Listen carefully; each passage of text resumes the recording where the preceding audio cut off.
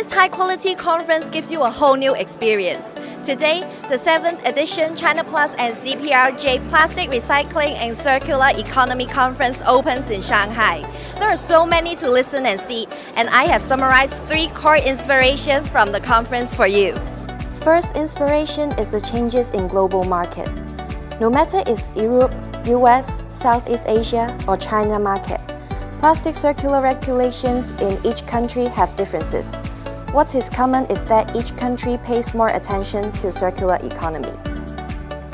Second inspiration is the changes in how end-user brands see sustainability. What I've heard is that even though some brands have faced challenges in achieving their sustainability goal, they have learned from trial, and their commitment to sustainability remain unchanged. Third inspiration is the new breakthroughs in recycling technology.